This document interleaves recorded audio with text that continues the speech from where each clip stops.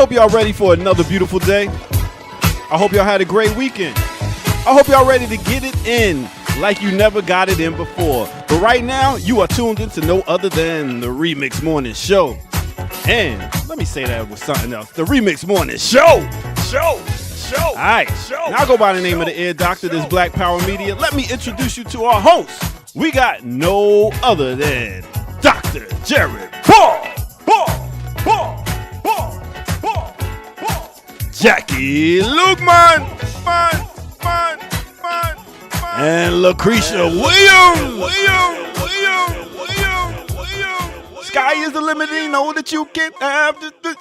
No. Come on. Sky is the limit, you know that you can have what you want. Be what you want. Oh, man. Morning, y'all. What's up? Good morning. That was a nice intro. No doubt. I had a good time. Lucretia, look at that background. We got the wall up today. Did you pronounce your name correctly this time? Lucretia. Who is that? I've been saying Lucretia. Y'all thought I said Lucreta, so I ran with it. But I was like, you know what I'm saying? Yeah. I don't know. Okay, anyway. How y'all doing? Good. I It's am Tuesday. good. That's all it is. It's just Tuesday.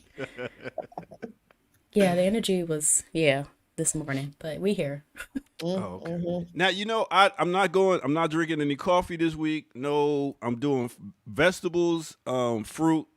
As you see, I got my bowl, I got my muscadines, I got my blueberries, and I got my strawberries. So I'm getting my healthy on this week. Nice, So, nice. Just a little bit of for Black August. We getting it in. Let's go. It's nice. I I don't have know always if I can do admitted- no coffee, but nice. Yeah, I've always admitted that the fasting is my weakest. That's my most struggle component contribution to Black August. It ain't no joke. Yeah. So more power to you. More power to you. Thank you very much. Right. Definitely appreciate that. I'm tired because we had a late night at the Hickory Ridge Village Board meeting not last Hicks. night. Oh, Hicks What in the did building? you do this time, Jared? Yo. What did you do? So it all stems from my proposal to get campaign financing out of our elections. Mm-hmm. And I admit I said there were so there's that, and then there's this issue of trying to stop Kimco Corporation from imposing its business interests on our shopping center. By that they mean broadly, they want to build hundreds of multi-family housing in what is now the parking lot of the supermarket. And people are arguing that this is going to cause congestion, it's going to cause this, it's going to cause this, that. But last night, and I'm against I'm against it. Has been my position. I don't want Kimco doing all this and imposing all this. But last night, hearing the community, I said this to them. I said it admittedly when it was my turn to talk. I said, I'm sitting here in my contradictions, and then I said I'm glad I studied dialectical materialism, because I said, having grown up on the other side of Columbia in subsidized apartment housing, and then moving to this side of Columbia, hearing my neighbors in almost near collapse over the idea that more apartments would be built in this area. And I told them, I said, I'm starting to hear a lot of class antagonisms. Oh boy. I'm hearing it's going to be a lot of drugs. And it was the only Black woman in the space last night. It was her point to raise. If we allow that, she said, that's how I grew. We're going to get drugs and smoking and people hanging out. And so when it was my turn to talk, I said, that's what I said. I said, I'm sitting here in my contradictions, because I said, I know it's against my class interests, and I said, I know. So then the argument became, well, no, but they're going to put in high end. This isn't for low income, which is largely also true. Oof. And I said, I hear you. And I said, I'm just acknowledging publicly that here are my contradictions. I'm opposed to Kimco's plans, but I may not be opposed to them for the same reason I'm hearing some speak to it today. And I said, I'm not comfortable. And there was a woman who said, I grew up in Brooklyn in apartments, and it's not easy. And we don't want. And I said, I grew up in apartments. I descend from a woman who grew up in the projects in Brooklyn apartments. And I said, I just am uncomfortable with this idea that you don't want me around here. And they were like, no, that's not what it is. No, That's you're not... one of us. No, yeah, you're one of the good ones. And their argument is that it's not an issue of class, that they're trying to prevent high-end, not apartments. They don't call it apartments because it's multi-family housing now. And I get that. And I think that is largely part of it. They want to put in high-end stuff that wouldn't have a lot of space for people like me. There wouldn't be a lot of low-income spaces for folks like that. But I just was saying, I'm just a little uncomfortable with some of the argumentation. And folks were like, so between that and this idea, as some were arguing, that very conservative trope that campaign financing is free speech. And by removing campaign finance, you are denying the free speech of those with all the money to do all the free speaking they want. That was part of the so it was a little hostile. There were tears shed, people standing up and yelling. There was a need for us on the board to be like, basically, chill.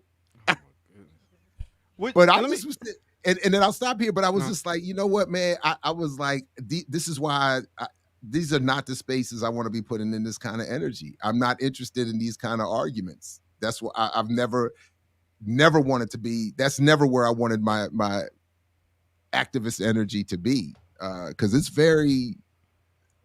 Anyway, this isn't the room I want to be arguing with people. So I was just sitting there like, but I just, anyway. So that's it was a late night and a filled with emotions as Hickory Ridge tries to get ourselves together. Hickory Ridge. Would you? Let me ask you something, Jackie. Would you be cool with them? Real quick, big up Kalanji Jamachanga. That's right, Black August Resistance. Siafu, salute to the people, Army and Black Power, to the family at large. Hey, would you be cool with a liquor store opening up on your block? It's already a liquor store on the doggone block. What you talking about? You in the hood. I forgot. I'm in the hood. There's one on my block. There's one on mine. I was wondering where white people get their liquor from. I never see liquor stores in their communities. Are you serious? In every village center, there is a liquor store. Really? And even going back to my oldest neighborhood on the other side of Columbia, the only thing that has survived untouched is the gas station and the liquor store. They don't go nowhere. I remember, like, at the beginning of the pandemic, I was living in Idaho, and there were lines like at the liquor store. The minute the pandemic was announced and people were like, this can't close. I mean, like, lines around the block, white people, brown people, like, don't close it. And it was like, people were like, what if we run out of vodka? And it was a big deal. Like the owner was like, it's been going all day. Yeah. That was the first thing. They were like, don't close the liquor store. If it closes, and now we on this one. This is it. And they opened up another dispensary right down the street from my dispensary. Yeah, don't you shut that down. Boy, oh boy. That's what we don't have in the hood, dispensaries yet. We don't have. Yeah, we don't have those. Yeah. No, because they're still locking us up for possession. Wait a minute, ain't y'all legal up there? Yes, so. Yeah. Wow. They're still locking folks up for possession. In some, it just. And then don't forget, in a lot of spaces, in many predominantly white communities outside of this particular area, you can get liquor, or at least beer, at the gas station. So white folks are never far from their liquor. And then even more out here, it's not only just the liquor stores in every village center; those will never get moved. There are the increasingly there's an increase in like the craft liquors, like the high end liquor stores where you get the specialty wines and the locally brewed beers and all that kind of stuff that is delicious. Yeah, because the grocery stores got the wine. Delicious. The wine a lot. Mhm. That's what it was. So, but I don't think we can get. I don't think in Maryland you can't get wine at a grocery store. You What? can't. No. No. In wait, in DC you can, I think. Really? Okay. Where is that Safeway? I Yeah, know that's yeah. that's in DC. The Safeway on Alabama Avenue. Yep. Okay. You can get Wow. wine at the grocery store. About to say, That's come down to Atlanta. gentrification. Yeah, I know. It's a Starbucks in the grocery store, and then there's another Starbucks across the street from the grocery. They gonna get their wine here, doctor. At minimum, They gonna get they gonna get that wine. They're like, I gotta deal with all these savages crossing my borders and taking my jobs. Give me my wine, goddammit. Yo, another real quick happy birthday. We had a happy birthday hip hop weekend. As you can see, even on BPM, we had so many different shows all talking about hip hop. We had so many different shows on the internet showing hip hop. So it was a hell of a weekend. I didn't get to make it out. I tried to go see Buckshot, who was it? Helter Skelter and and Smith and Wesson, and Diamond D was battling Buckshot. But it got canceled because the city ain't pay the city for the. Anyway, that's a whole nother. Yeah, the reggae festival got canceled. I was like, man, oh my God, a whole lot this weekend. But it was a lot. You know what? I gotta say, I gotta give you your props, Ear Doctor, because that 50th anniversary hip hop mix was banging. I had Jackie Lukman in the building. It was banging. Thank you. Jackie Lukman was in the building. I knew I had to step up the game when I seen your name come across the screen. But yo, we got a great show today, y'all. We got we talking about a bunch of things that y'all seen. We talking about Hawaii. We gonna be talking about. Yo, they got the streets lined up down in Atlanta waiting for this indictment. It's like it's wild down there. So that we got an interview also, Jackie. Is that true? I believe so. Yes. Okay, we got a great show lined up for y'all today. So y'all make sure y'all tell a friend that it is on again right here at 8 a.m. And we're gonna be here till 10. Oh, that's rhyming. I can keep going.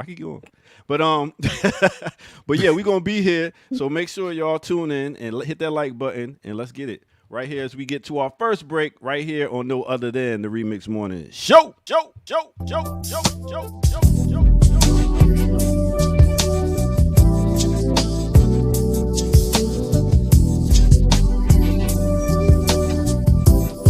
Space Age pimping, baby. All right, what's good, everybody? How y'all doing out there? Hope y'all can tune in and hit that like button. And if you just walking in, hit that subscribe button for the new people of the channel. We got a whole bunch of dope stuff here, so make sure y'all tune in and also go to patreon.com and drop some change on Black Power Media. Go to blackpowermedia.org. If you can't watch it on anything else, go there and watch it and cop you some gear while you over there. All right. With that said, let's go ahead and get to no other than the weather report. All right. So we're gonna start off in the ATL. Big up. It's Beyonce's weekend this weekend, so it was crazy. It was a whole lot of people, rain, sunshine, but today it's 85 degrees. We're going to get a little clouds and stuff like that. Next, let's take it to D.C. area. D.C. got a high today of 86 degrees. Next, let's take it to the Midwest, to the Chi. They got a high today of 73. And then let's go to Houston. It is hot. It is 101 degrees. Oh, my goodness. Stay in the shade. All right, next let's go to Los Angeles. They got a high of 87 degrees.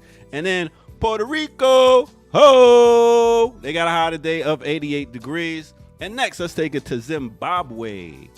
They got a high today of 80 degrees. Now, that's pretty all right there. That's a pretty all right temperature. But let me tell you what's not all right. Bear with me on this one right here. You got your boy Ron Santos down here putting up videos showing cartoons to the elementary students. And what cartoons are these? Let's check them out. There was no real movement anywhere in the world to abolish slavery before the American founding. Slavery was part of life all over the world. It was America that began the conversation to end it. But Leo is correct that big problems need to be approached very carefully. Have you kids heard of William Lloyd Garrison? No. Nope. He's an abolitionist like me, and he and I used to be friends, but we aren't any longer. We don't agree how to solve problems. William refuses all compromises, demands immediate change, and if he doesn't get what he wants, he likes to set things on fire. Sounds familiar. Oh, y'all got to catch up some more on this cartoon. I tell you, boy, if a cartoon was to get all the races to work together and say, forget that slavery, it was a little thing in the past, it's nothing big, you want to watch those cartoons. But let me tell you, it's crazy. Let me go ahead and get the crew back up here so we can talk more about it right here on the Remix Morning Show. Let's go.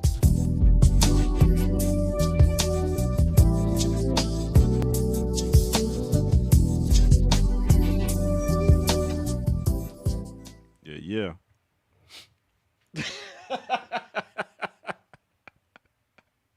Did he say since the American family? Is that what he said? That's what he said. Okay. Was that after he said that slavery was the norm all over the world? All over the world. It was regular thing. That America was the first to start the conversation about that's what the right wing reincarnation of Frederick Douglass said. Oh my God, it's terrible. Damn, So- we laughing, but our kids go. Well, not our kids, but those kids. That is the Prager University. This is what we get from like this. They've been building this lie for a minute. And this is part of how they like to explain it, that the United States didn't engage in slavery. They were the first to abolish it and really end it worldwide. That's and I love, if you ever going to butcher somebody's name here, Doctor, I love that it was Ron. Would you call him Sanchez? Santos? Sanchez. I was like, would you? I was like, that's wrong, but that's fine. But at least Speaking get. of, I was Kamal going K. to say, at least get this next man's name right. Oh, Kamal K. Franklin. Take your mic off mute. There we go. I didn't even say nothing. I was just giving the signature, His something cleaned like up that. new background that still has no BPM swag in it. Nah, Oh, damn. He had a shirt on the other day. I give him that. Oh, I missed it. Yeah. Lucretia, is that a mattress behind you? What is That's that? what Oh, I damn. was wondering. But Wow. I like it because it's brighter. Ad hominem from the beginning. Hold on. Let's examine this. Oh, damn. It's a beautiful geometric background. It is geometric. It's nice. It's nice. It's light. Terrible. Get out of here. It looked like a mattress though. It look Stop like it. magic. Stop it. A twin size at that. I don't understand. Do you not want me here? Or like, like, I don't get it. We love you. Stop We just Cop pick- City. Oh, do you? No, Stop Cop City. All right, let me get out of here before I get in trouble. Love you, Lucretia. Too late. Yeah, bye. Too late. Yeah. Yeah, you know what people should do with that PragerU video, because that is supposed to be the video that's going to be a part of the curriculum in Florida schools, right? Mm. Parents should write a note to their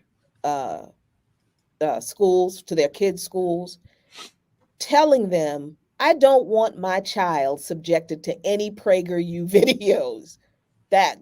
My child opts out of any lesson with PragerU in it. That's because, look, that's two can play this game.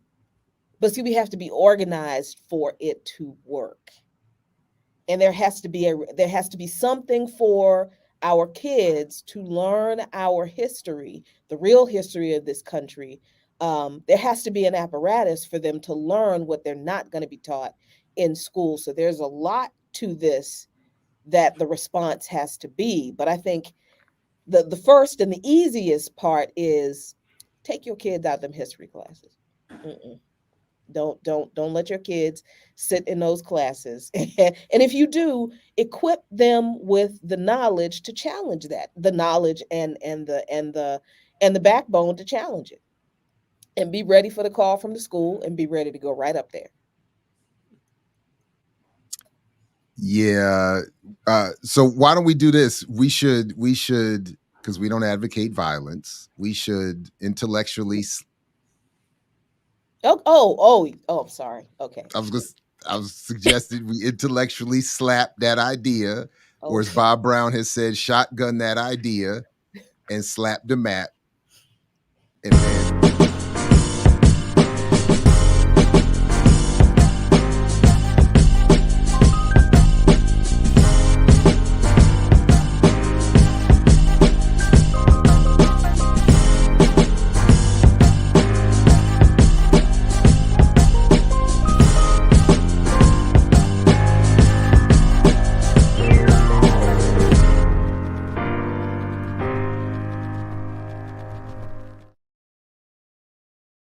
my bad, Chief Longwind.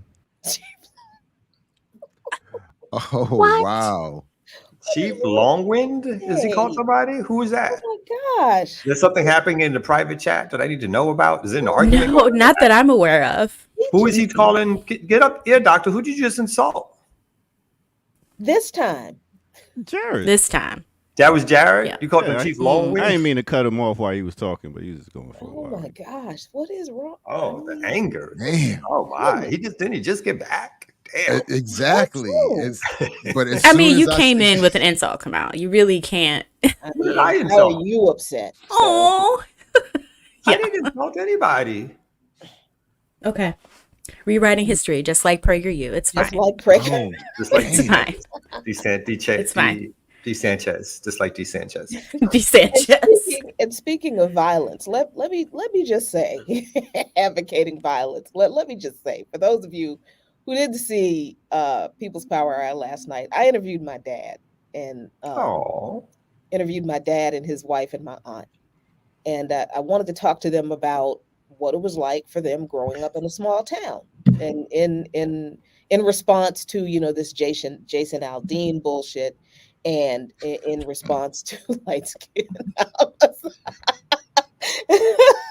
and in response to the Alabama doc beatdown,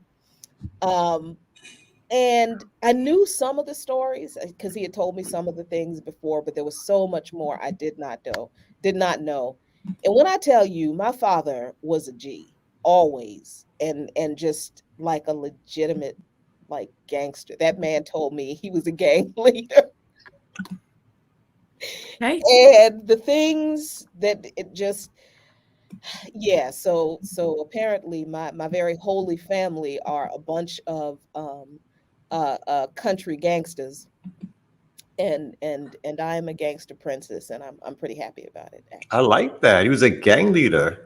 Yeah, Wow. it was so much. It was so much stuff that I didn't know about the town I grew up in. How racist. I mean, I knew that that it was extremely racist, but I didn't know the fights my dad got into. How members of my family, were almost snatched up by the racists, and that close to not being here. One of my cousins was in the military, was coming home from basic training, I think. And this is just one of the many stories. And one of the some white man wouldn't let him come inside the bus depot to wait. It was in the middle of winter. He was cold. It's cold.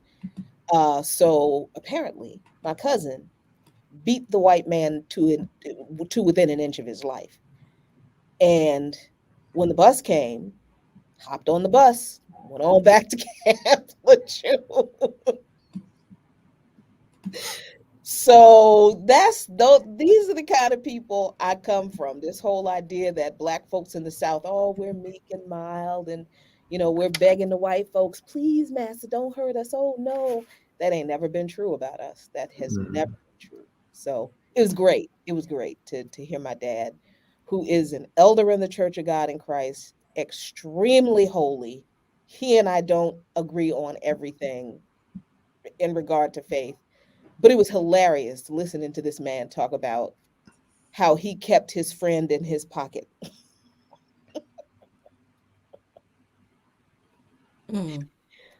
Yeah. So check that out if you all get a chance. That was fantastic. But violence, we about that life. Yeah. Self-defense. Whatever you want to call it. We about that. Guarding the people. Yeah. It was quite a bit different than the narrative that everybody down there was just sitting around being thankful for this country finally ending slavery. And we learned some skills. And with some skills. That's true. At least we learned something during that time. Important training. Right. Yes. On the job training. Right. On the job. Terrible.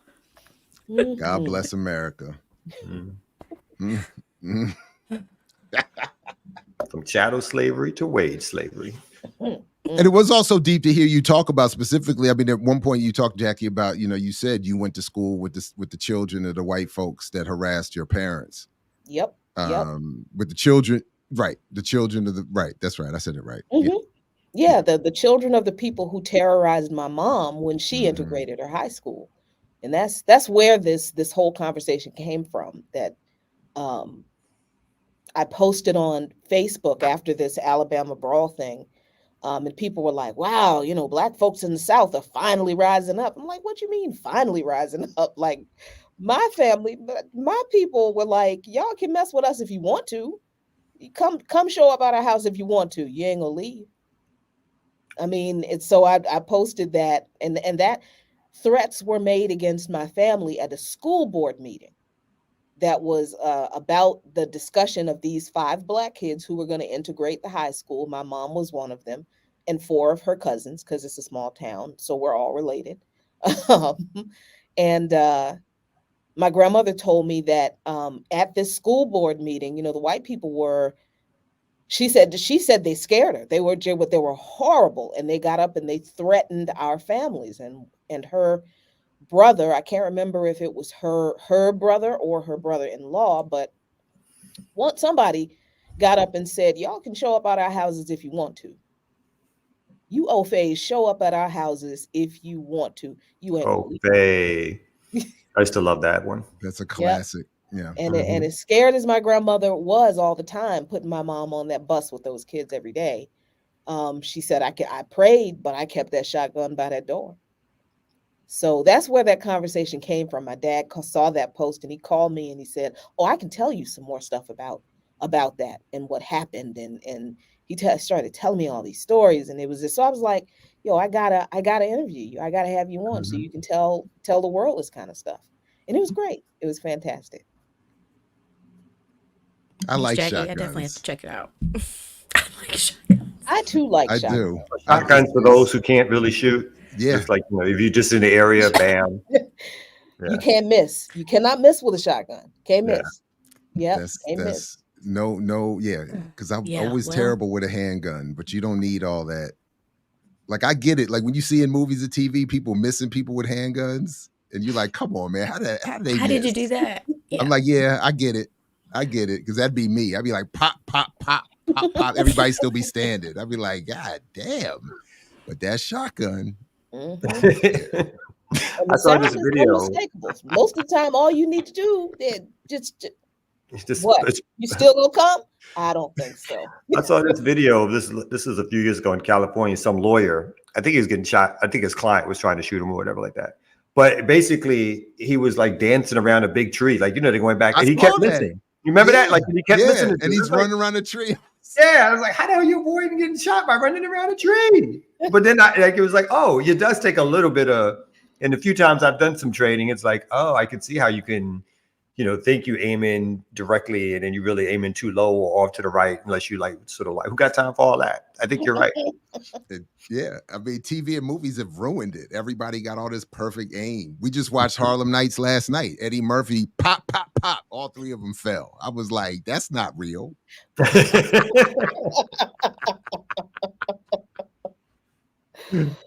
Anyway, right on, Jackie, right on, and I hope people check out that discussion. It's fantastic. Anyway, what you all want to get to next? Ear Doctor said Trump or Hawaii. I don't know who's got something. Who's got something first? We could do Trump. I don't have the details of the Trump indictment, but obviously it took place here in Georgia.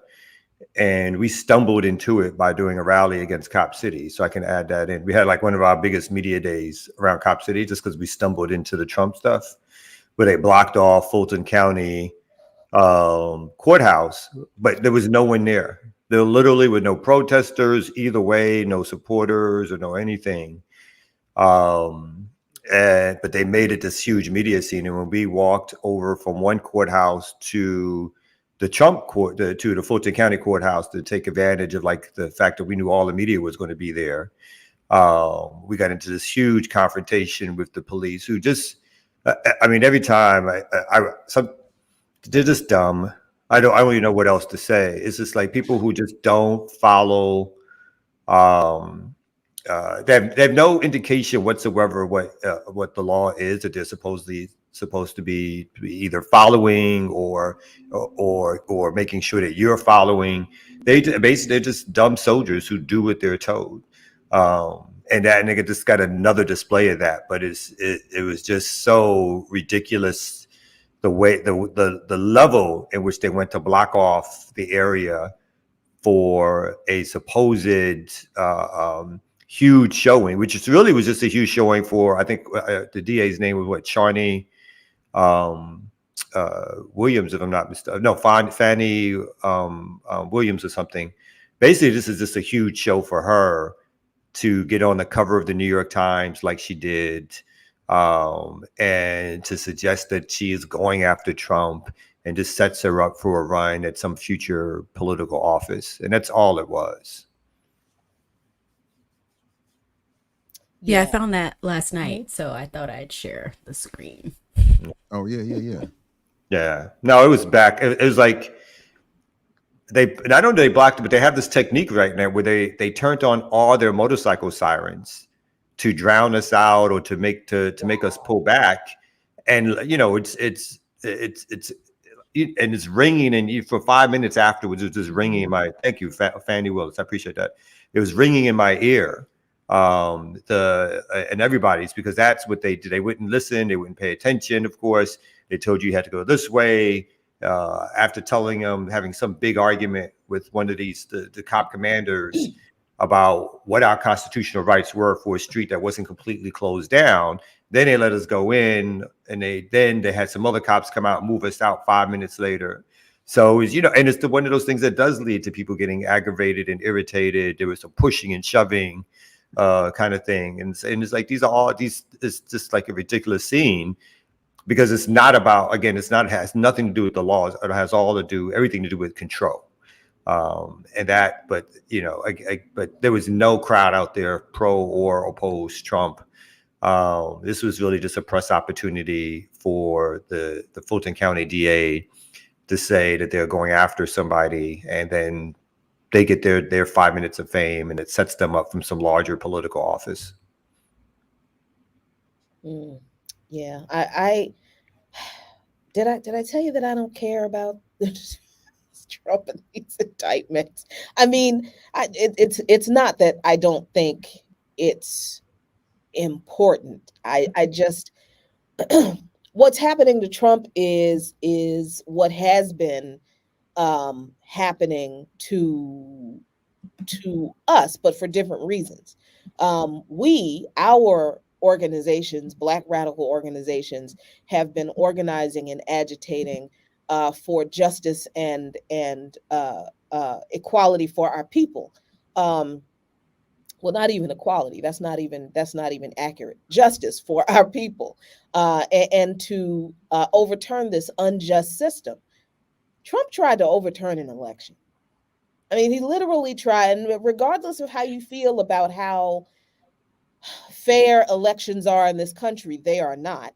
And elections have been stolen before by the Supreme Court, by the way. What was that, the 2000 election? Oh, no. Whoa. Allegedly. Whoa. Allegedly, very allegedly. That is the same comment that got us the strike, apparently. Oh, is it? Okay. Oof, we're going to have to clip this out. Clip this out. Gotta be clipped. Yes. I don't even know what to say. See y'all in a couple weeks. Allegedly. Allegedly. And that's a problem because you can't even talk about it. So right. And remember, they were very specific. I don't have the details off the top of my head, but they're very specific. You cannot be critical of any election. I know they enumerated the different elections in which you can't be critical of. Any in this country. And then there were specific ones in Brazil and Germany, I think. Oh, really? I didn't know that. Yeah, no, they were very specific. Like this particular election in this year in Brazil, this particular set of elections in Germany, you can't be critical of, and none in the United States. So listen, our overlords, the United States is perfect. Every election here is run smoothly with everything goes as planned. everything is as planned. There are Everything zero, is not okay. one single flaw. Integrity, Not integrity. even, there hasn't even been one hanging chad of a flaw in the history of the Integrity not one. today. Well, Integrity I tomorrow. retract Integrity forever. integrity forever. I retract that statement, but this proves my Woo! point. But We'll see. This But- episode will be up on Patreon, just to let y'all know that. yeah, Right. just to, yeah, Yeah. just to let you, yeah.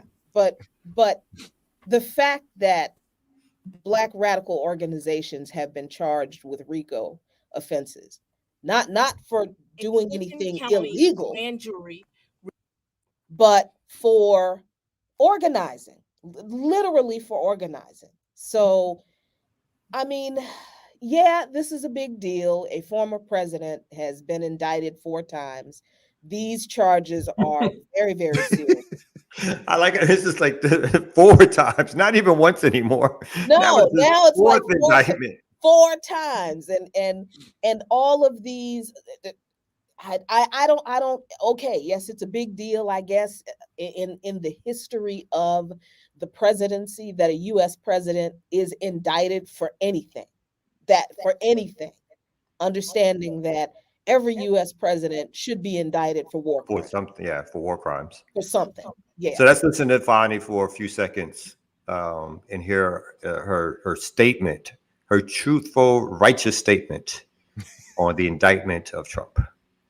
Integrity, integrity, integrity. Fulton County grand jury returned a true bill of indictment, charging 19 individuals with violations of Georgia law arising from a criminal conspiracy to overturn the results of the 2020 presidential election in this state. The indictment includes 41 felony counts and is 97 pages long. Please remember that everyone charged in this bill of indictment is presumed innocent. The indictment alleges that rather than abide by Georgia's legal process for election challenges, the defendants engaged in a criminal racketeering enterprise to overturn Georgia's presidential election results. Subsequent to the indictment, as is the normal process in Georgia law, the grand jury issued arrest warrants for those who are charged. I am giving the defendants the opportunity to voluntarily surrender no later than noon on Friday, the 25th day of August, 2023. If that man sees has he seen 1 hour of jail time after 4 indictments?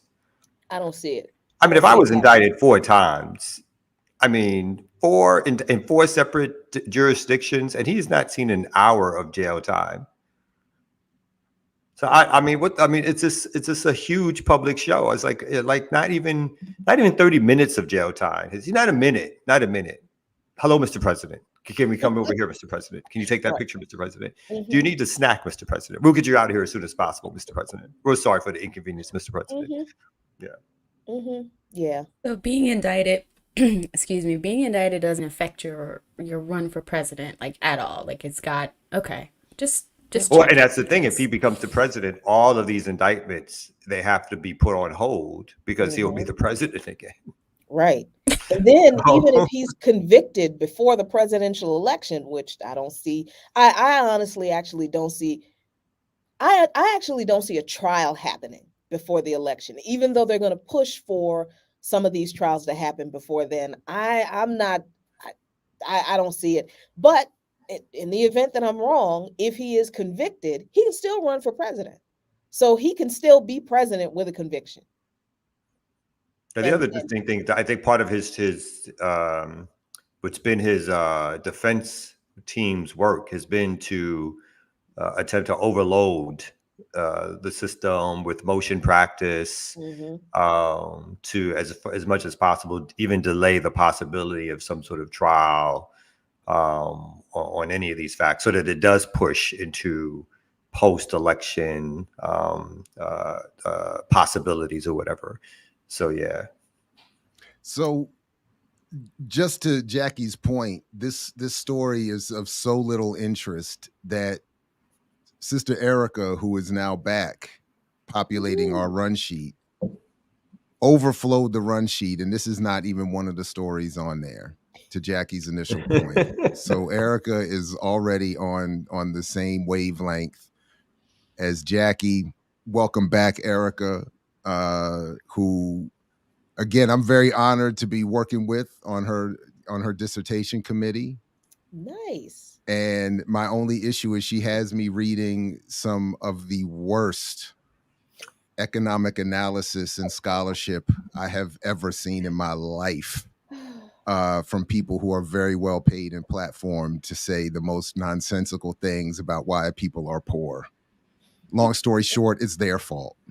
That's the bottom line. Right. Lots of ink spilled or lots of buttons pushed, keyboards clicked to say people are poor all over the world because they just don't know what they're doing. And if they're just lazy, all those billions of lazy people.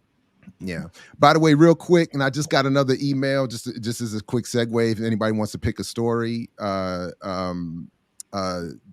the shipments are going out today. So all the folks who signed up, me and baby girl are going to the post office after the show. I don't even know if she knows this yet, but we about to lug a couple crates and get busy packaging and sending stuff. So thanks everybody for the support, and they're on their way. It's in the mail. The book is in the mail. Nice. Can I do one quick story? Yeah, man. Of course. I got.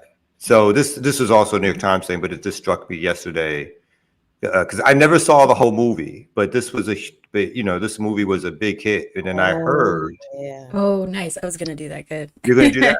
Okay. Go ahead. Go for it. So, and can you pronounce the brother's last name? O'Hare. I thought it was O'Hare, right? O'Hare. Oh, it is O'Hare. Okay. O'Hare. Okay. So, Blindside player says he was kind with adoption promise.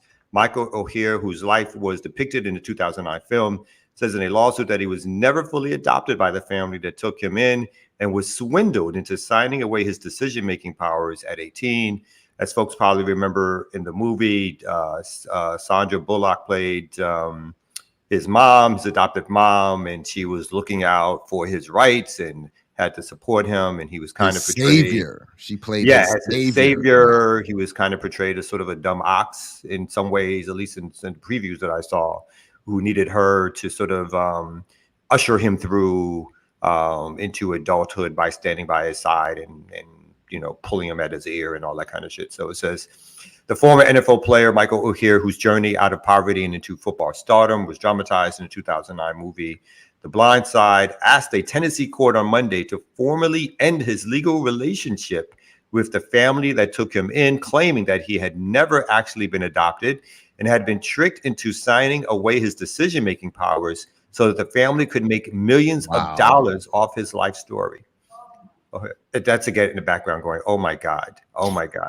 O'Hare, 37, is seeking a termination of the conservatorship that began when he was 18. It's still in effect, plus money he should have earned from the movie, as well as an injunction preventing Lee Ann Tui and Sean Tui from using his name and likeness. So he didn't even get money off the movie? Nope. Wow. No. Get in the every dime they got. I love it.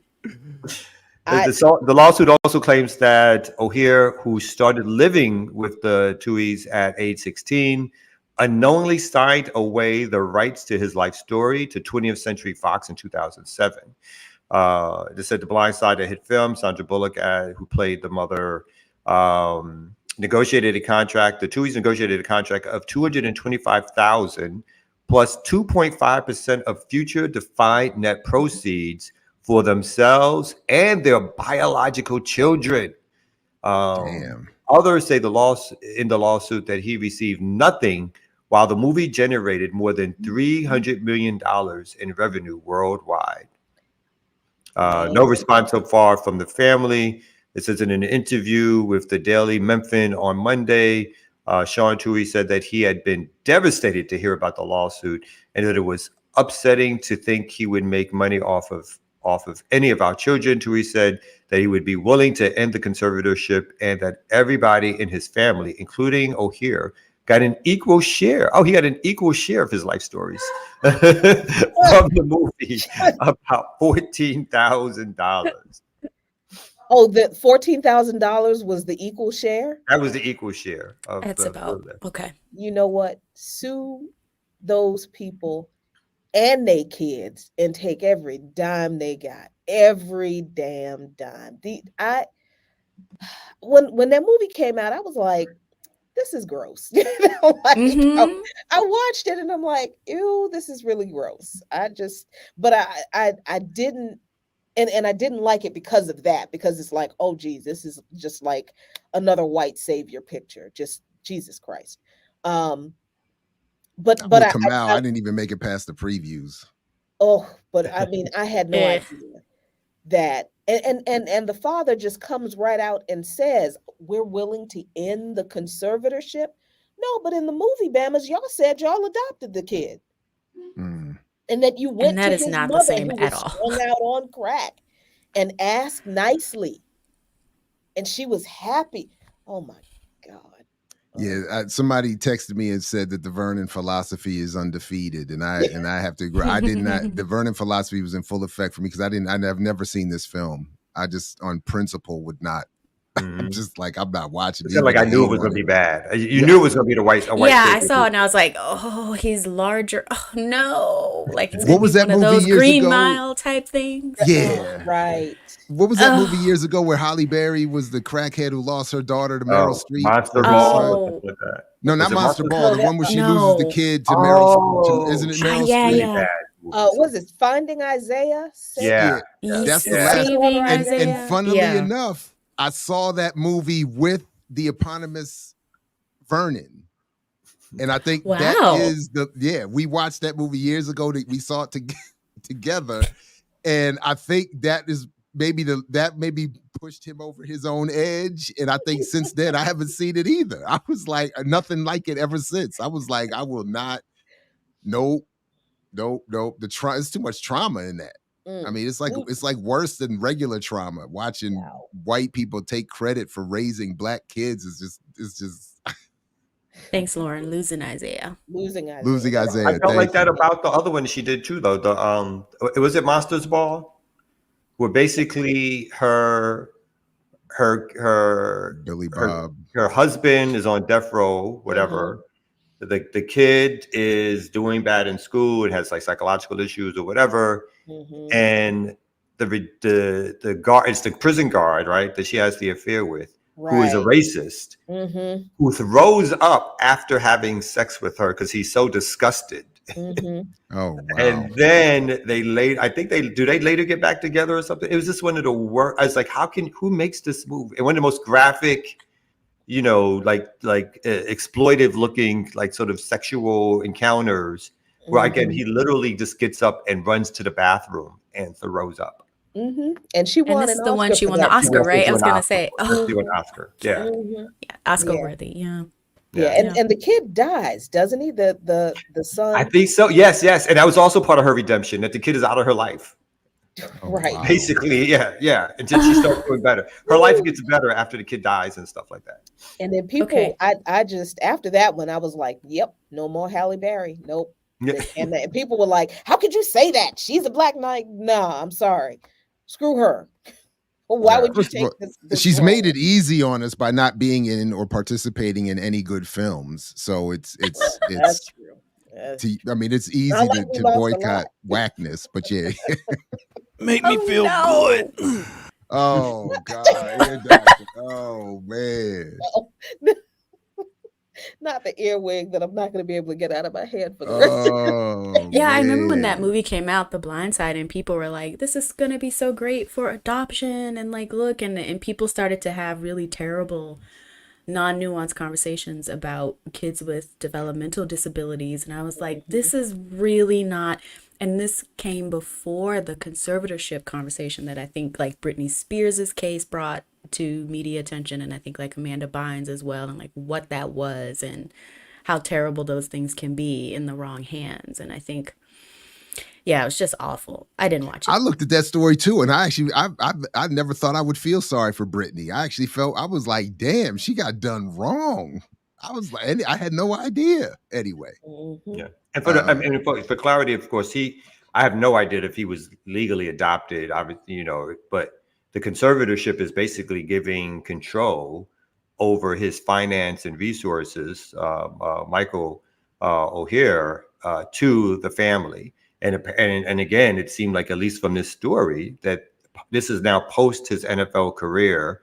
It seems to be like in his late 30s that conservatorship is still existed. So.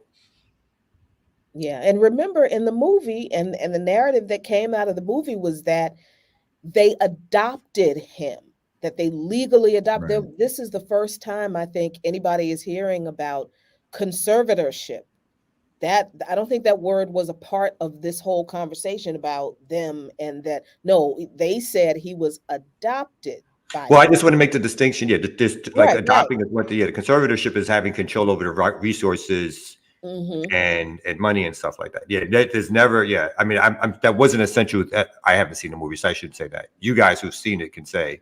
It doesn't seem like from the outside that a central theme was pointing out that, oh, we're also controlling this person's money Right. and signing things for them. And Right. yeah. We're cashing in on the fact that he's a big old black boy and we're going to push Yeah. him into the NFL and make some money off of him. which is all he could ever hope for in the first place. Mhm. Really, we're doing him a favor, honestly. Yeah. Our guidance Yeah. and tutelage. He needed something Integrity. to do with all that training he got from his ancestral enslavement. He needed Which was good for him because he learned some skills at the time. Exactly. That in the He's country healthy. that He freed plays him. football. Mhm. All of these skills would have been lost with his crackhead mother. Well, once again, the crack baby, crack mother narrative just keeps getting revived in these horrible movies. But speaking of all forms of health, mental, physical, spiritual, we have the ear doctor ready to rejoin us. Did you mean lacking? Whoa. Wow. Sorry, I didn't know. Ouch. Like that I really care. Listen, I'm eating a muscadine here. I had to get a muscadine because you go to the grocery store now, you cannot find grapes with seeds in it. So I said, let me get a muscadine, which is a harder skin, but inside, pure sweetness. Real quick, wanted to give a quick shout out to first of all, Justice Berman, new member to YouTube. Peace. Welcome, All right, welcome. Consider moving that over to Patreon, but welcome. doubt. Welcome. Tina Howard, $10. Good looking for you, Tina. Have y'all heard about the states being able to deny Trump being on a state ballot based on the 14th Amendment due to him being involved in an insurrection? He hasn't been charged with that, so they can't do that. He has not been charged with seditious conspiracy or inciting an insurrection. So there's no constitutional or legal basis for the states to keep him off the ballot. You have to be charged and convicted with those crimes in order to be kept off the ballot under the 14th Amendment. And that's why he ain't been charged with those crimes. There you go. These people aren't stupid. They know what they're doing. All right. And then you got TY313, which is probably Detroit. Big up. $1.99. Thank you. That book and movie, Kendra, is worse. Don't get me started. Oh, sorry. I would just go on a rant about Kindred. No, thank you for the $1.99. No, I was going to rant about the $1.99. Okay. Oh, wow. Oh, my bad. Okay. Go ahead. You rant about Kindred first. Let rant on Kindred. It's just horrific. I mean, so it's a black filmmaker who went to Yale, and you can see Yale all throughout this Kindred adaptation that just takes any teeth, any message that Octavia Butler was trying to put into the novel, completely gone. Oh. There's new characters. There's a Karen who gets center stage in quite a few episodes. She's not in the novel at all. Oh no. They messed It's up an terrible. Octavia Butler book. That's why I didn't watch the. Oh yeah, Oh. It was a limited they series. filmed right? it in Atlanta, or not in Atlanta. I think they were in Georgia though. They were in Georgia, I It's one think. of my favorite This authors. one, she keeps the Oh. going back in time, right? That was the Right. Yeah. that's all She whenever- accidentally travels back to I remember loving the Maryland. book, but I have not seen a word. I mean, I would second love to of talk this. about it, but it's just awful. It's just awful. All right. Well, I apologize, bro. You said you was a broke college student. You still could have given Yeah. like $2.99 though, $5. Stop it. You ain't that broke. Damn. These two are also. Stop Give me the it. loot. Give me the loot. God damn. Don't listen to Kamal. Gosh. You ain't that broke. That's what everybody wants. If you to don't give hear when more, they tell you ain't black. Oh my goodness. Oh man. Welcome to Remix Morning Show, everybody. This is how we get down. We're gonna take a quick break and come back. I believe we got a special guest coming through, so make sure y'all stay tuned. Matter of fact, stay tuned for this break. I got something for y'all. All right, right here, no other than the Remix Morning Show. Show.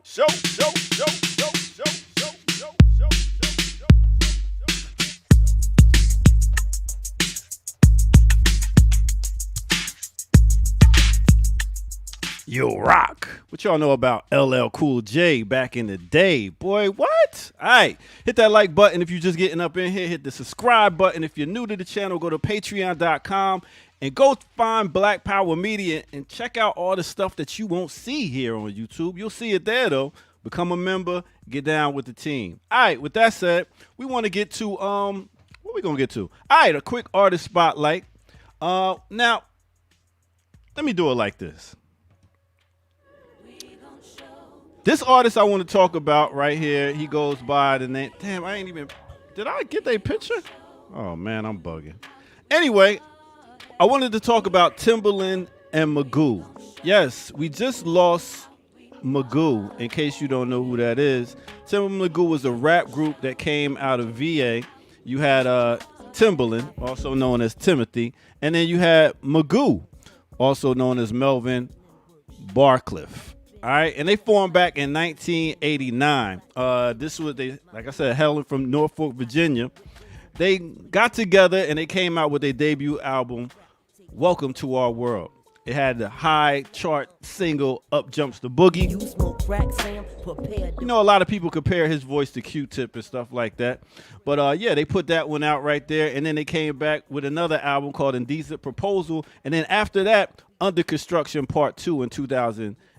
This was like part of the Under Construction that they did with Missy Elliott. Now they had a whole big crew back there. You know, they had Aaliyah, they had Genuine, they had Missy, they had Timbaland and Magoo. So it was a lot of creative juices running through VA back at that time. So that's what it was. We just lost Magoo, what was it, August 13th, 2023. The other day, he was 50 years old. Nobody really knows what was the cause, but give it up to that brother right there. They came out with 3 albums, like I said. And, yo, take care. That's all I'm saying. Be healthy. Get you a bowl of vegetables. Do whatever you can do. Go run. Go do whatever you got to do, man. Let's stay alive. All right, with that said, let's go ahead and get back to the Remix Morning Crew. You know how we do. His lollipop, this kid named Scott. Me, my hot self, myself be so hot. Touch my hot spot, I scream till I can't stop. Give it to me. Yeah. All right. So that's what it is. Another one. Man. Yeah, it's 50 years crazy. old. Yeah. Yeah, that was really shocking when I heard it the other day. I was like, wait a minute, that has got to be a joke. And I kept looking around for, like, you know, the denouncement. No, that's not true. I was like, oh my God, that's wild. Yeah. Celebrating 50 years of hip hop, and then you make a transition at 50. We got to do better, y'all. Whatever we can do, we got to do better. All right. Well, that is your artist spotlight. I'm out of here. I'll catch you on the next break. Peace. Sweet. Yes, we have a guest. So very excited about our guest and this conversation coming up. So let's do it.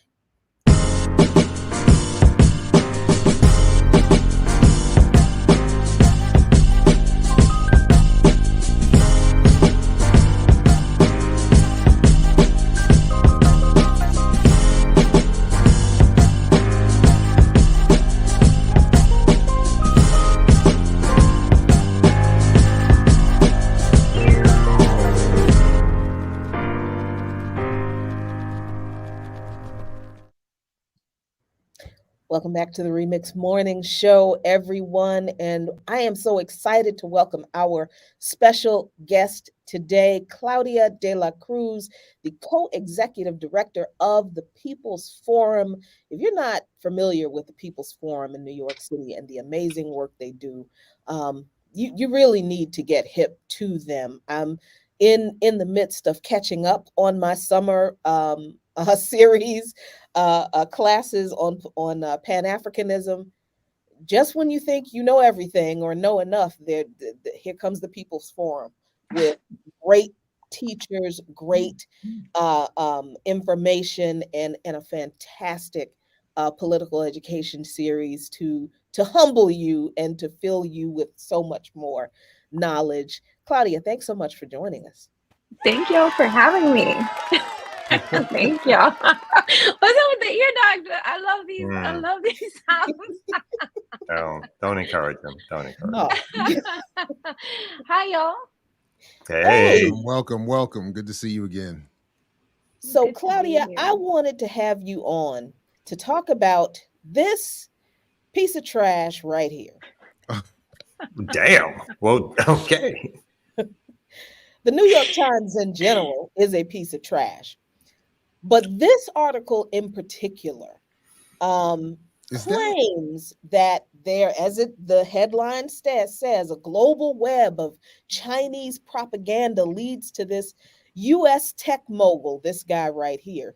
And this article basically named Code Pink, the People's Forum, and other left and peace and anti-imperialist groups as being a part of this nefarious web of Chinese propaganda or a pro-Chinese propaganda that is really funded by the Chinese government through this one guy. I'm looking for his name because I actually That's Roy Singham, isn't it? Roy Singham. Neville I know Roy Singham. Yes, Neville Roy Singham. And I read the whole article. I read the whole article because you have to. But I'm reading through this article and I'm like, there's no there there. They present no evidence of any connection with the Chinese government, between, any of these leftists. What is really going on here with this New York Times article, Claudia? What it has always gone on with the New York Times. I think, it's important for us to know and go back to history. And historically, the New York Times has been exactly this.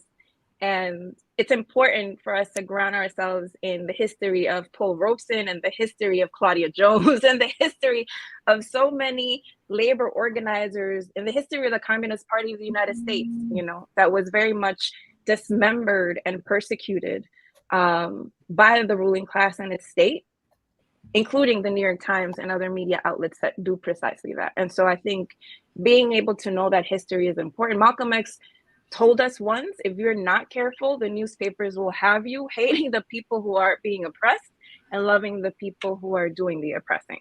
And so we need to be really, really grounded in our legacy of radical revolutionaries to understand what is happening. And we also need to be very grounded on what's happening worldwide today.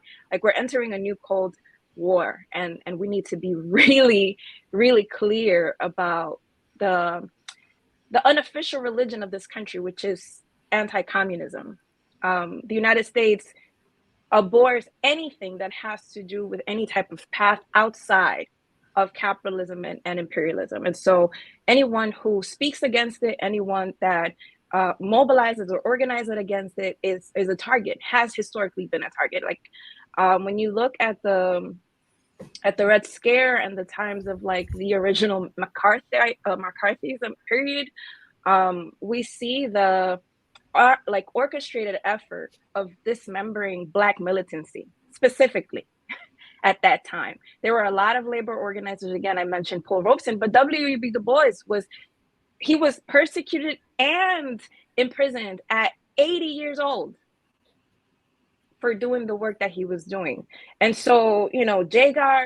Edgar Hoover, who was the founder of the FBI, COINTELPRO, all of that came out of the hunt of communists and out of the hunt of revolutionaries. And so what is the New York Times doing? Exactly what they've always done, operating as a hand of the state.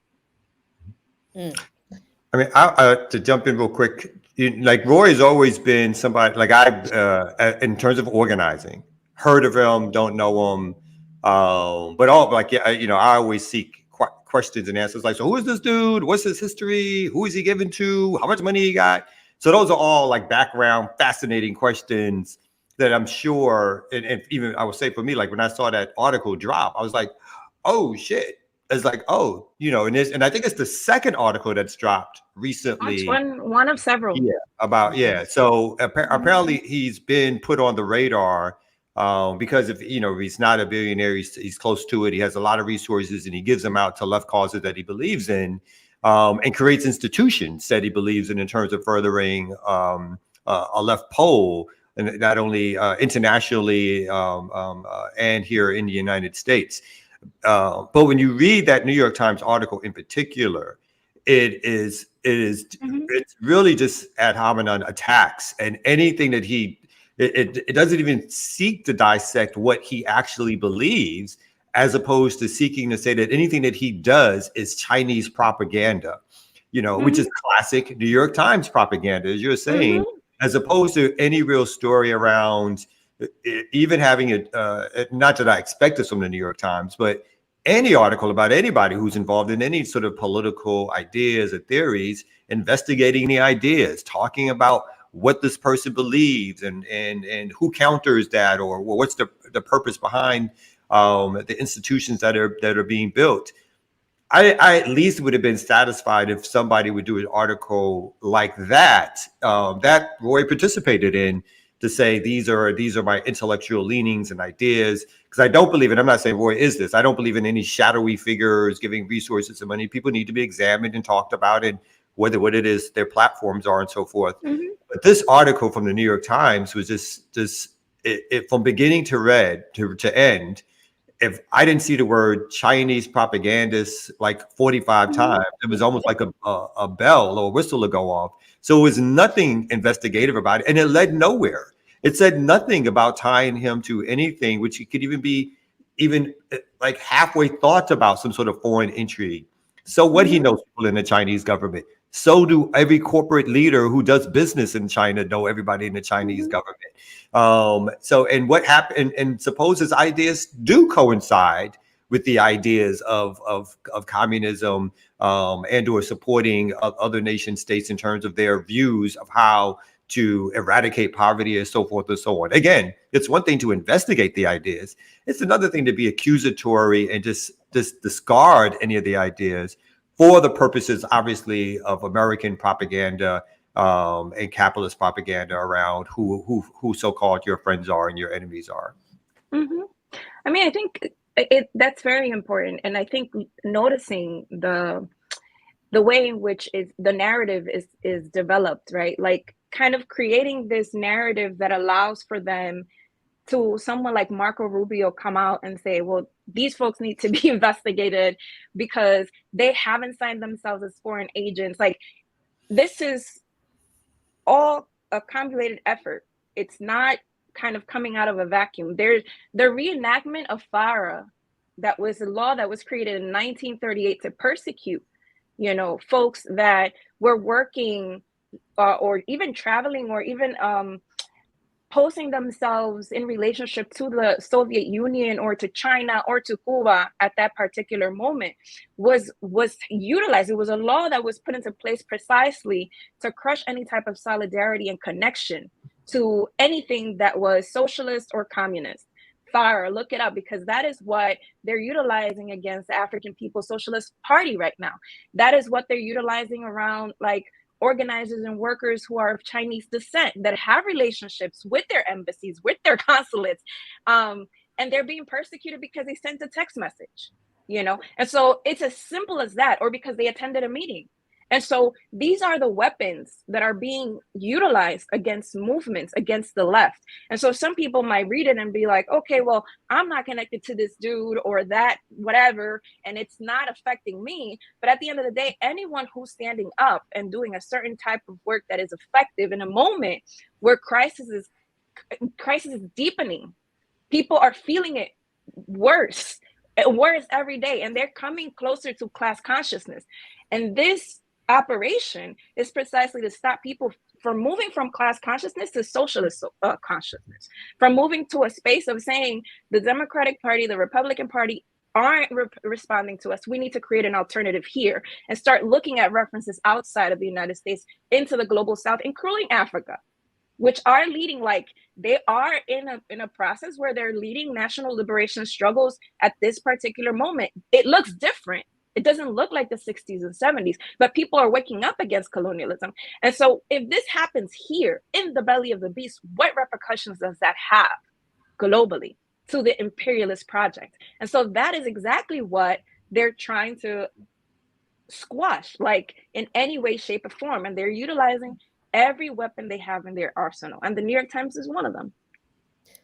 Yeah, Claudia, this article did a couple of things, I think, in a very insidious way. First of all, they made claims about leftist groups being, having ties to, the big bad evil communist China. At the same time, the U.S. government and the media is in collusion, hyping up this Cold War against China, right? Mm-hmm. So then there's that. There's this specter of the enemy within that is being used again against leftist groups, peace groups, anti-imperialist groups. We're the fifth column for the Chinese now, instead of being the fifth column for the Nazis or the fifth column for some other foreign country. Right. So that's one implication. The other implication is this idea of you can't trust these leftist groups because look at where their money comes from. And I think people have kind of overlooked that aspect of the narrative of this article, but I noticed it because there's this big conversation right now about who is funding whom, for a lot of leftist groups. And I always like to remind people that while it's important that those of us who are in this struggle, we have to be careful about who we accept money from, because sometimes that money does come with strings attached. We are in a capitalist system and we are broke. So right. If there are some millionaires whose politics align with ours and they see the value in our work and they want to fund the work, then what do people expect us to do? But that's my opinion. How do you see the way this article has kind of deepened this hyper focus on left groups and where they get their money from, and how that impacts our ability to organize? Listen, Jackie, you said that I could curse. I did, because I did. All right, so this is some spooky shit that the New York Times is trying to put out.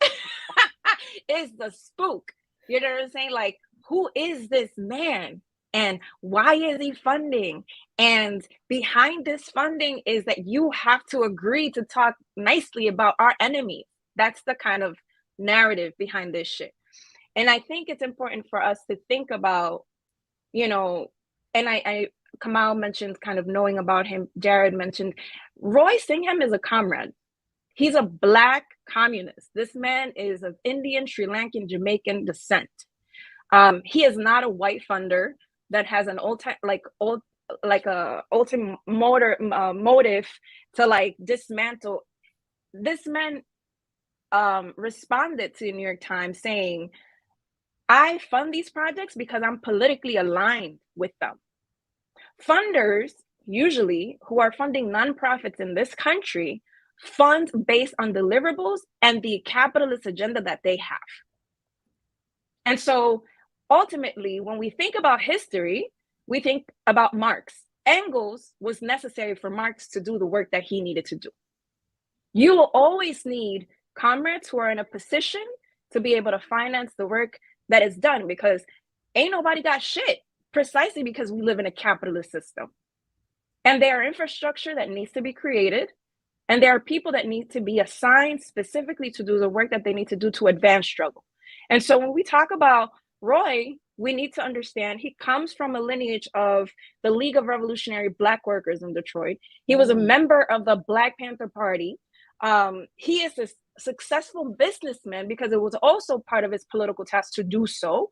And unlike white philanthropists, on whom many folks in the nonprofit industrial complex rely, he has never forced any agenda upon anyone that he has supported. That is the difference. Political alignment is very much different from doing the bidding of the capitalist. Two very Don't forget, different he also went to Howard University. That's right. Oh, you just had to do that, Jared. You just had to throw it in there.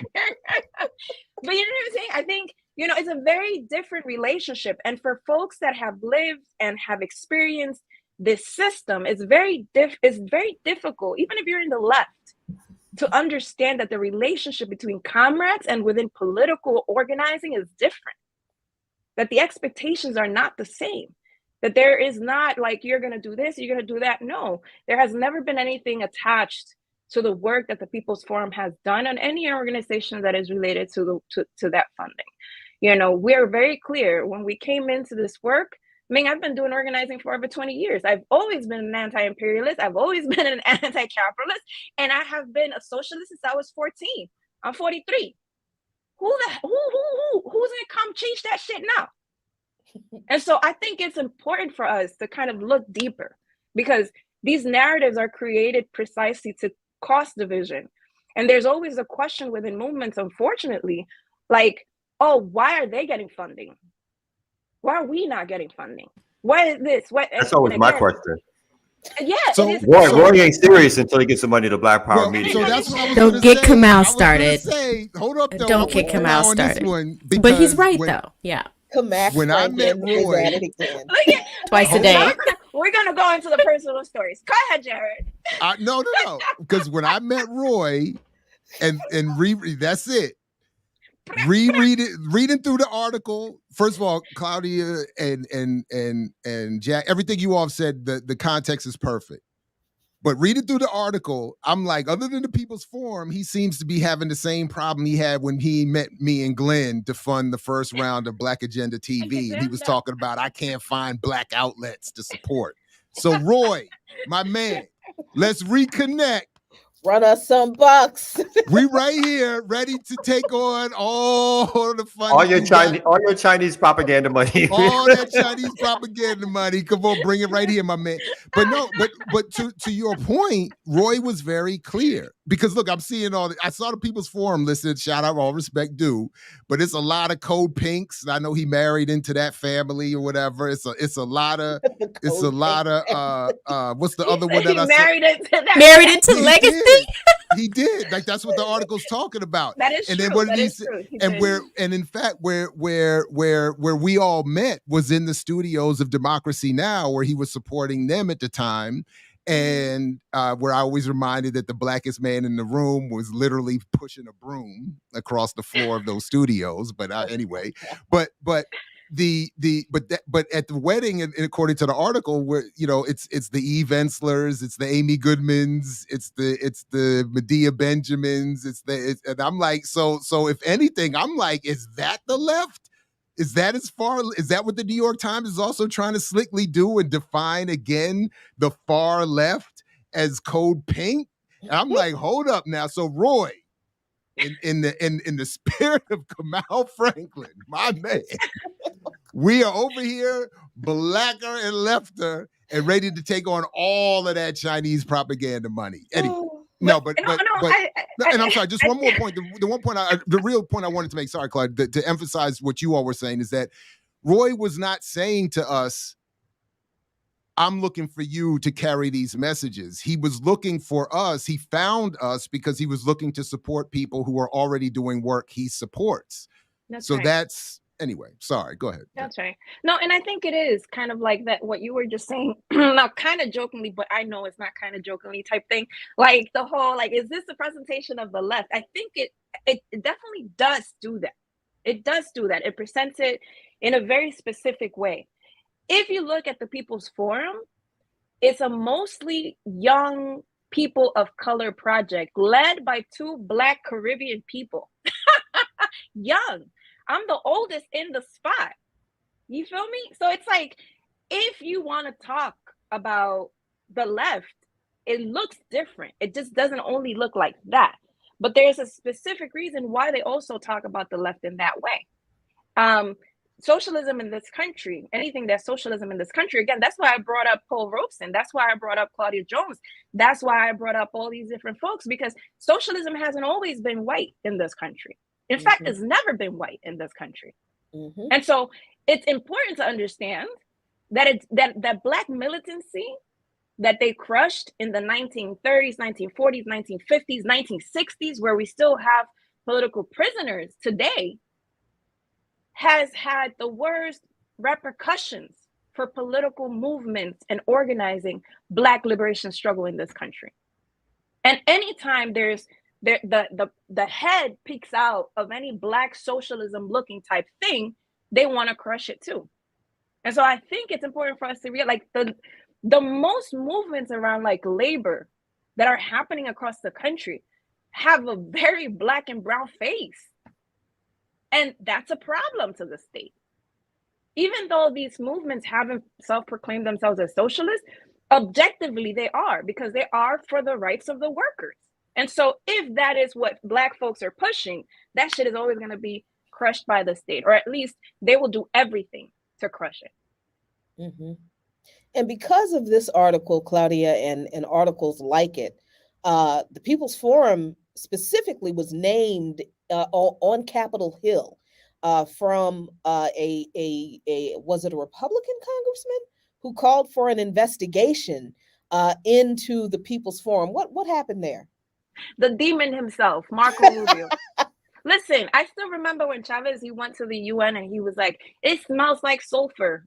Day after Bush was there, like, this shit is stinking up in sulfur. I swear, still today, every day. This is a person who has been outspoken against, any type of solidarity with Cuba, who has been outspoken against any type of solidarity with Venezuela, who has been very straightforward around not allowing any type of socialism to creep its nasty head up in the United States again. I mean, he's clear.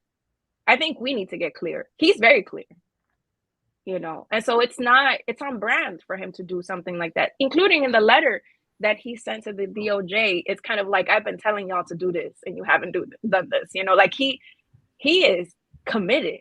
And so I think on our end, we need to get the same level of commitment to not allow for these mofos to do what they've been planning to do and have done historically. Like, it's a different historical context. We should learn from history, and we should learn that none of them, not Republicans or Democrats, are going to save us. That we need to be able to do the organizing, the agitating, the mobilizing, the educating of our people, because we can't leave it to the New York Times to do that, and we can't leave it to these politicians either.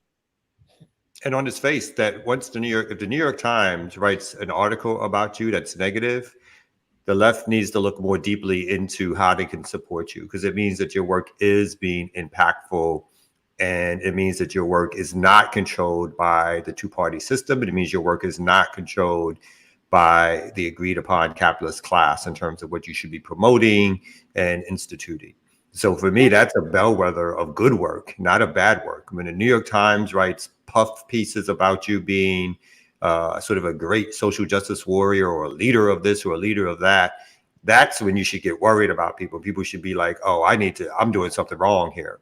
Because if the New York Times endorses your politics, it means that they think that you can be moved, or are moving, or already there in terms of being in the pocket of the capitalist system and working directly with getting people to support usually the liberal wing of the Democratic Party, because that's where we are supposed to be seeking our salvation from. That's where we're supposed to be putting our energies into. So I think Roy should cut that article out and put it up as a show of honor that the New York Times actually decided to write a propagandist piece against him, because it means that the work is in some ways either scaring him, it's been noticed, that, and I think they even made a reference to a passing reference that videos that either have been promoted or whatever have gotten, if not hundreds of thousands, if maybe even millions of views, which means it's getting out there. And again, whether we like it or not, sometimes it takes the resources that we don't have to push some of this stuff forward. And we have to figure out ways in which, I think this is all on the table again. I'm all for people like a Roy. I think, Jim Chambers, someone who's coming on the scene more because of the resources he just got from his family and is trying to fund left projects. He gave money to community movement builders. I think all of these people should be, quote unquote, examined. I think they believe that they should be, I'm assuming, should be examined, not from a perspective of a propagandist newspaper, but from the perspective of left radical comrades that says, hey, you're doing this. Why are you doing this? What is your ideological philosophy around doing this? What are you supporting? Blah, blah, blah, blah. Anybody, any of us who step out and say we're working for the people can be examined and obviously not pillared or whatever, but should be answering questions about our politics, what we are trying to do, what our work is. Once you stand up and makes those kind of pronouncements to me, then all of us are then open to some dialogue around what our work is, right? So, but I think they should be hanging that up there and putting a frame around it and being like, this means my work is doing something good, because they've tried to make folks believe that I'm some propagandist agent for the Chinese government. And Lord knows I can't think for myself or have ideas outside of what you tell me my ideas should be. So, my only fear is that not enough of us on the left will be able to distinguish between those named in that article who will take false credit for being more left than they are. And I will continue to say and pass the word to her, because she does not know this. She still, I don't think, knows this. Medea Benjamin, be careful riding those bicycles in the streets. Only my quick reflexes it's by the grace of my quick reflexes that she's still able to do her good work that she's getting all this credit for in these articles, because she damn sure be careful in them streets with these bikes, y'all, because she was about to I'm quick with it. Saving the left. You almost ran over Medea Benjamin, is what you're telling me? Man, she was riding recklessly in these DC streets, man. She can't, you gotta be.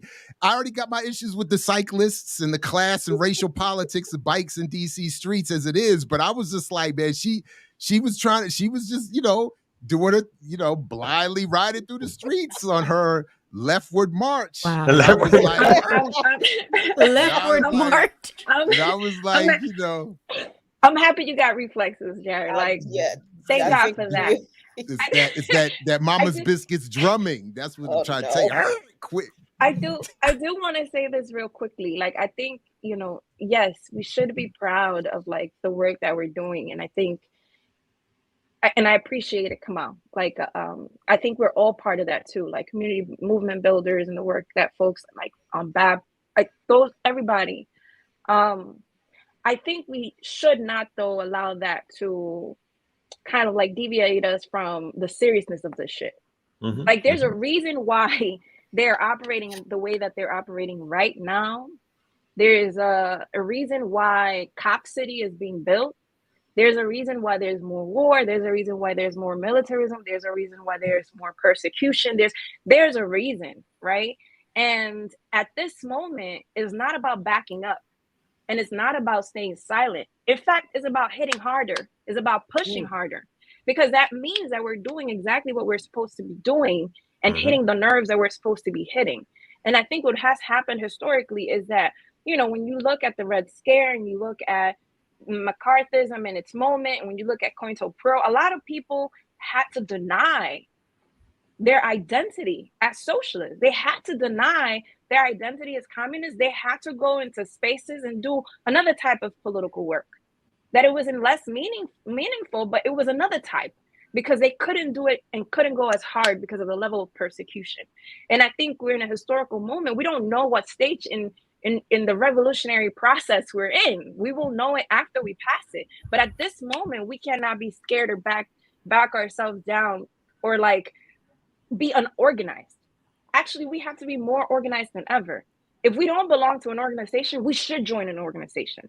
If we don't belong to a movement that is investing in our ideological and political development, we should look for that, because what's happening right now is scaring people. Like, that's the tactic, to scare people out of any desire to organize themselves, out of any desire to take the streets, out of any desire. And, you know, if you think about it, this is basically a way of publicly lynching movements too, in the mainstream, saying, y'all, these are our enemies. You're the enemies of the state. And what happens to the enemies of the state? Those of us who studied theology know that Jesus was crucified as an enemy of the state. And the masses applauded that shit too. And so we need to be really clear on what's happening.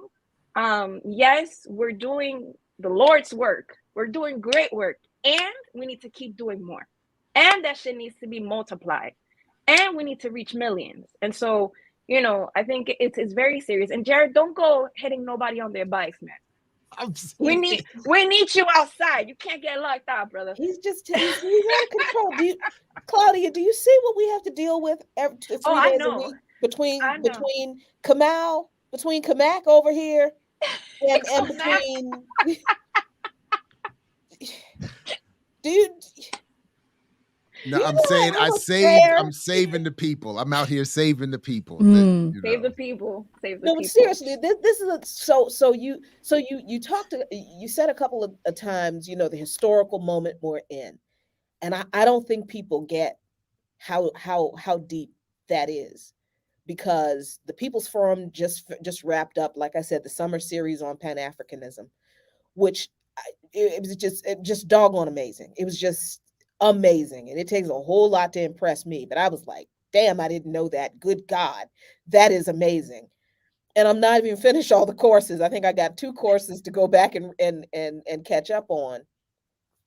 But this is all happening at the same time that, as I said, this new Cold War against China is ramping up. This aggression toward Russia is going on. But look at what's going on the continent in West Africa. Mm-hmm. Even though we can't determine what it's going to be, it is in opposition to imperialism. They've been very clear about that. And what their specific politics are, we don't know. And I think it's fair to say that, but they have openly said, we're done with imperialism. Look at what's going on in Haiti. That's right. Where once again, imperialist forces are mobilizing to militarily intervene in Haiti. And look at us leftists, us Black leftists over here, us leftists of color, us brown leftists, us, you know, the white working class proletariat, anti-imperialists. We are working our asses off, trying to not just raise these issues among our people, but to connect them all together, because they are all related. That's right. How do you see this attack in that context? And how I just feel like we can't keep thinking that these people, the scribes for the empire, do this stuff because they have nothing better to do and this is just coincidental. They know what we're doing. Mm-hmm. And they do this shit. Yeah, they know what we're doing, and they know what their plan is. Their plan and overall strategy is to maintain global capitalism, right? And what they've done historically is that they've done it through boots on the ground. They've done it through asphyxiating the economy with all these sanctions and blockades. They've done it with military occupations. You know, they've done it with, you know, domestic oligarchies. Because when you look at Africa, it's capitalist Black men who are controlling the continent. And these are the puppets of the imperialists, whether they're Europeans or Americans. And so I think it's important for us to understand the dimension and the levels and the sophistication of our enemy to be able to take this shit seriously. Like, for us, we experience things, but the global South experienced that shit even harder. We're talking about persecutions and killings in Africa, persecutions and killings in the Caribbean. Haiti has been up in arms for many years. And in 2019, there was an uprising that continues to be on the streets of Haiti right now. How many people have been killed by the state? How much of an intervention has the US had there? And so, like, we need to be clear that we're talking about the lives, the lives of people. It's an urgent thing. And I think that that's what I want folks to kind of like, if you remember anything I've said today, remember this shit is urgent. People are fucking dying. And they're dying at the hands of the imperialists and the colonialists. Like, that shit is not of the past. That's not part of our history alone. It's part of the present. And so when you look at Nigeria, for example, people are like, oh, so what's the class character? Who gives a fuck what the class character is right now? These people are fighting colonial powers. They're fighting the French. They don't want the invasion of the US. They don't want that pipeline to be built. Like, that is what's happening. And so we need to be aligned with that. When things develop, it will develop. And hopefully there will be an intervention that allows them to move away from capitalism, that moves away from neocolonialism. And I think at that, to a certain extent, that shit is clicking. Like, you cannot have the full liberation of Africa or any other country that has been a neoliberal country that has been impacted by imperialism if it's not anti-capitalist. It will kill itself. Ultimately, it will kill itself. It will eat itself. And so I think that there's a lot at stake. It's at very high stakes right now, where countries are fighting for overall hegemony. You know, the United States is fighting to maintain it with all of its might, utilizing hybrid wars, which is the way, like, the many types of war: economic war, political war, social and cultural war. They're legal, so lawfare is also a thing. And so they're utilizing all of their cards to be able to make sure that they maintain the dominance over the world. And what's happening is that multipolarity is creeping its head and it's saying, well, actually, we don't need to be all socialists, but we do need to acknowledge that we have one enemy. And that one enemy is US imperialism. That is big, because you're talking about a lot of people. A lot of people trying to do work with China, trying to do work with Russia. The US ain't going to just take that lane down. And so we need to be clear of the moments in which we are going into. We need to read the signs of the time. There's a reason why the Supreme Court is taking the steps that it's taking. There's a reason why the politics are the way that they are, where they tell us that every election period, I hear this shit and it drives me crazy. This is the most important election of our lifetime. Exactly. As if these mofos are going to change shit. And every 4 years, we put our dreams and aspirations and our livelihoods at the hands of these thieves. Because that's what they are. They're thieves. And so we need to do more. We need to do better.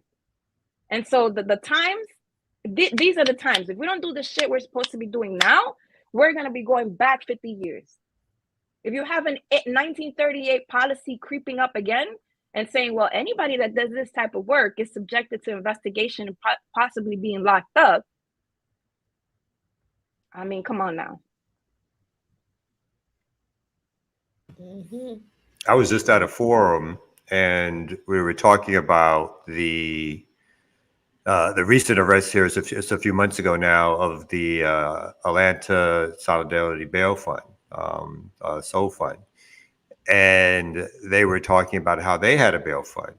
And after the arrest, they were asking me a question basically, but they were saying after the arrest, they took down the fact on their website, they took down the bail fund. They said it was still operating and so forth, but they thought there was a certain nervousness around it. And they asked me whether or not I thought that was a good idea or not. And I was like, no, it's the total opposite of what you should be doing. You have to show solidarity with folks when they're coming under attack the way they are. And again, here in Atlanta, where there's 46 people charged with domestic terrorism, we have to show solid. We can't run away from these folks. I know it can be scary because the state has the use of violence, right? The use of propaganda, the use of its jails and prisons, the authority of law. So no one is saying it's not scary. But if we get scared and hide and run back and not confront, then that is exactly what they're hoping for. And then so we don't come out and talk about an article like this in the New York Times and then try to let folks, understand the propaganda value or the ways in which it comes out of a propaganda narrative. And then two, who is this person and what is their movement politics again, and how they've been part of movement for decades, even if you don't know them, right? If just because you don't know them doesn't mean they don't have a history. And sort of you don't find out that history and try to investigate and figure out, that this person has been on the side of the people. They're not just somebody that they can create a straw man out of and then say these things. And again, when people read the New York Times, they just believe it. It is like the propaganda is trained so hard that unless there's alternatives that fight back against what the New York Times says, it becomes for folks basically the truth as they know it. So I just want to echo everything that you said, Claudia, that we are in a certain time period in history, which I think is we've been in for like probably the last 15, 20 years, actually, where there is the issue of the West and capital not necessarily falling apart right away, but the challenge of capitalism and its ways in which it is bringing more poverty, with the ways in which it is disassociating itself even from the white working class, the ways in which money is being hoarded, the ways in which capital is moving and it's no longer within national boundaries, but it is fully transnational. All of those things are having an impact, and the ways in which people are looking at them, counter strategies, again, like you said, not just socialists, but countries that may not be socialist, but still are challenging U.S. hegemony. This is the world that we're living in at this particular time.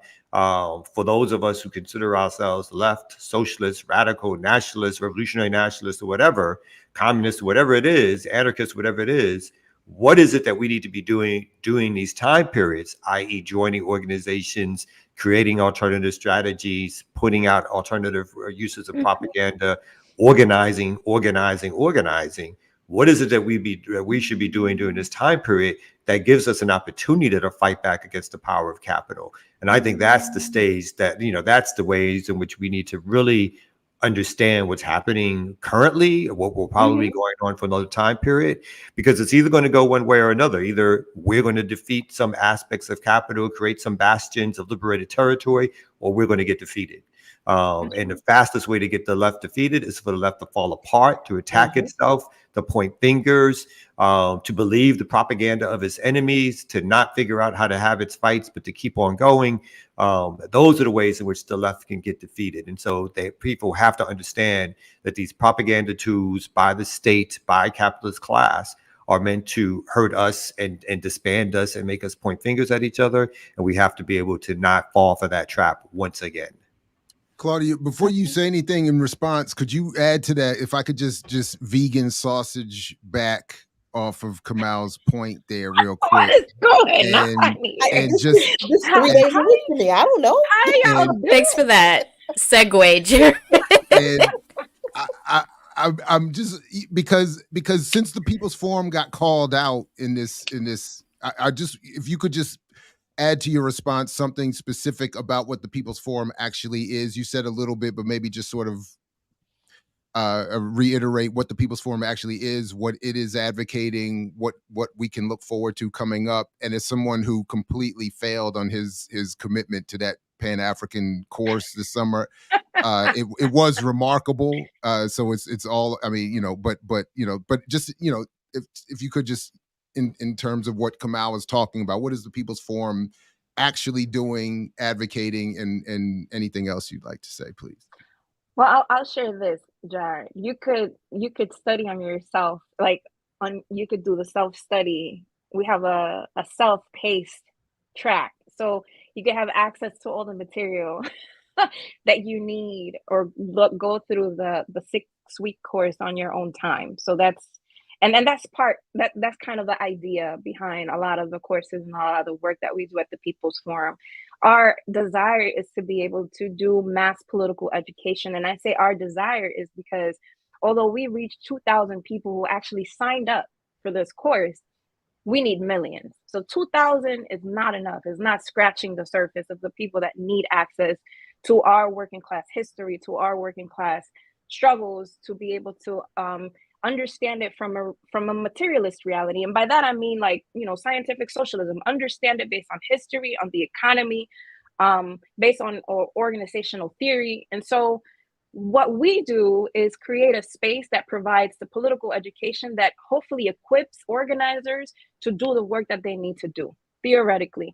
And that allows a space for different folks in the movement, the different sectors of the working class, to be able to come together and be in conversation with each other around political education, but also strategy and tactics. We create a space for education that is primarily through the courses, through lectures, but we also have book talks. We have the 1804 bookstore that is mostly socialist, communist books, because we also need our own books to read. And there's been a lot of our people who have created the theory we need to be able to advance the movements the way that we need it. So we have the bookstore, we have a cafe where people come in, drink coffee, break bread together. We devote a lot of our time also to culture. So there's, arts workshop that we have that provides classes and provides space for different organizations to utilize the artwork, the art space, to be able to do banners and do all sorts of, artistic expression. And so we have a space that ultimately serves as a home and as an infrastructure for movement. We understand that we cannot have any transformation happen if we don't do this internationally. And so we relate to international movements and international organizations. A lot of our model for political education is inspired by the ENFF. The ENFF is the political education school from the landless peasant movement in Brazil, which has over 30,000 members. It's one of the largest movements in Latin America. And so, we take a lot of examples and we take a lot of references from the Caribbean, from Latin America, from Africa. We have comrades that are also engaged in political education elsewhere and have come through and taught in the Pan-Africanism course. We had comrades from Zambia. We had comrades from Ghana, from El Congo, who shared their experiences. We had someone come in and do the first week from South Africa. So we are trying to do our best to put forth our contribution and our intervention in this political moment around the political education that was stripped from us when they killed or imprisoned our elders who were reading Mao, who were reading Marx, who were reading Engels. Like, if you look at the list of shit that George Jackson was reading in prison, like, he was not reading no weak sauce. I was gonna say a name of a book, but I will tell y'all later. But he was not reading anything weak. He was actually reading hardcore communist theory. And so how else are we going to have a sharp analysis of what's happening historically? How else are we going to understand how class society developed? How else are we going to move away from this lack of confidence in engaging with political economy? We need to know political economy. And actually, it's not that hard to understand political economy, because we ourselves, we live and unfortunately depend on political economy to live. Folks that have become experts have made it difficult and have made it kind of like this big thing that we can't access because you don't have the expertise. And I think it was Frantz Fanon who said that people understand for as long as you are able to explain. And so our people aren't stupid. The regular working class person is not stupid. They have been misinformed misaligned, and they've been detached from their understanding their own reality. And so we need to be able to know deeply, to be able to simply translate what we need to be able to motivate people to get into action. And that's what we're trying to do. And to do that in this country means being targeted. It's no different from what the Black Liberation Army attempted to do, from what the Black Panthers attempted to do, from the Young Lords attempted to do, before them, the Communist Party USA in the 30s, no different. And historically, there has been a witch hunt that is a red hunt, that is a hunt for anyone that opposes the policies of this country. Talk that shit. Talk that revolutionary, Thank you. radical, subversive, anti-imperialist shit. Thank you so much, Claudia de la Cruz. And I got to tell y'all, I don't know, maybe it's just me, but while we're sitting here on this show, I'm sitting here organizing a bunch of activities this week in defense of Haiti. At the same time that I'm about to do this show on By Any Means Necessary, schedule somebody to come and talk to us about Maui tomorrow. And hopefully we're going to get them on here on BPM, planning other stuff in September. This is our reality every day. For most of us on this screen, this is what we do every day. And it's weird. It's really weird. It's wild to see people in the chat be like, well, what about this? But what about y'all just get organized? What about you just do that? What about you just get in on this work that needs to be done? Because the answers we've been given the answers in history. We're only continuing the work that has already been started. That is all we are doing. We're not reinventing the wheel here. There's no magic sauce. It's just people serious about this shit and serious about our people's liberation. So, Claudia, thank you so much. Thank you so much. And we're not little in numbers. We're we need to organize. Yes. We need to out-organize these folks. Although you are being called out in the chat for not naming that book. Damn, listen. All right, I'm gonna name the book, and I'm gonna stick to it because it's okay that I'm on a live stream. Those of you reading Emergent Strategy, you will make a huge favor. Look at Jared's face.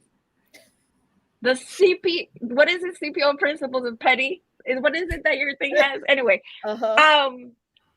get yourself a real book.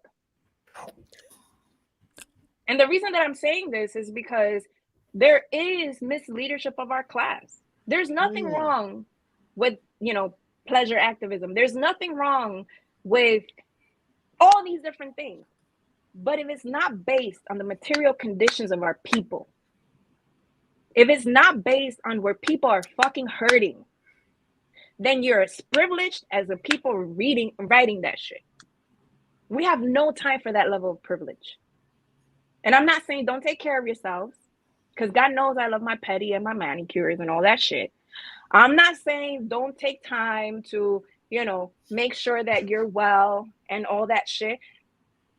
But if you're engaging and giving your life for the defense of our people, understand that we're talking about class war. And that we need people who are willing to sacrifice and find energy and find spirit and find revitalization in our people, in the communities we build to be able to defend the lives of our people. And I think it's important for us to say that because we have a whole ass fucking generation that has been dismembered politically and ideologically by shit that liberals have been very, very good at taking and making it into mass education. People who have come out of our ranks. And so we need to analyze that shit too. So I set the book.